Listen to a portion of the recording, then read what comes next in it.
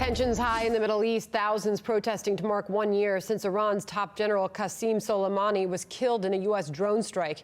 Meanwhile, Iran's foreign minister says Tehran will begin 20% uranium enrichment at a nuclear facility. All of this is happening as the Pentagon reverses a decision to bring home an aircraft carrier after 10 months in the Persian Gulf. General Keane is a retired four-star general and a chairman of the Institute for the Study of War, also a Fox News senior strategic analyst. General, always good to talk with you. Thanks for being here. How exactly is Iran threatening revenge on the United States? Well, first of all, they did attack the United States, on our troops on a base right after we killed Soleimani last year. And they warned the Iraqis who ran that base a few hours before the attack that an attack was imminent. And that gave us plenty of opportunity to get our troops into bunkers. And while some of them were injured, none of them were killed.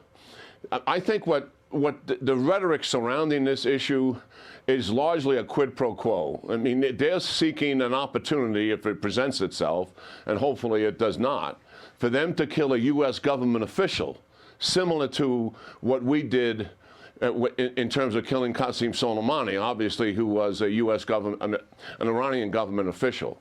But really, a lot of this rhetoric is just that. They know there's a transition coming here in the United States.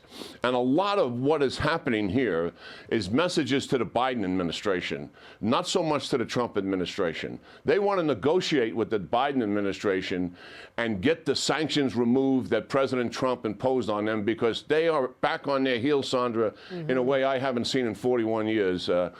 Economically, and also a huge amount of civil unrest in the country as a result of it. Javad Zarif, the Iranian foreign minister, sent this tweet out on January 2nd, the day after New Year's Day. New intelligence from Iraq indicate that Israeli agent provocateurs are plotting attacks against Americans, putting an outgoing Trump in a bind. He goes on to say, be careful of a trap, warning the president any fireworks will backfire badly. How's the United States responding to this?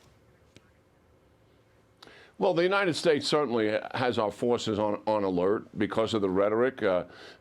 Clearly, we were going to bring an aircraft carrier home. We haven't redeployed that aircraft carrier for this reason. We brought B-52s into the theater to show the Iranians, that remind them of the huge capability that the United States military has. So the United States military and the national security team certainly isn't ignoring it. We don't take these things lightly. But I also don't believe the Iranians are going to do anything.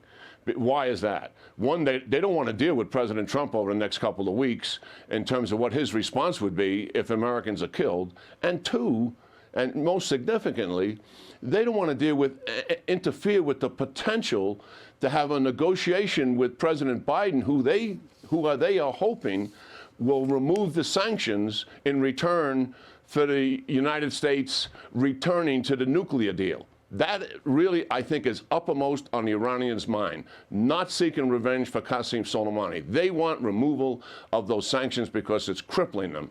Really interesting analysis and perspective. General Keane, always great to talk with you. Thank you. Yeah, good talking to you, Sandra. Have a great week. You too.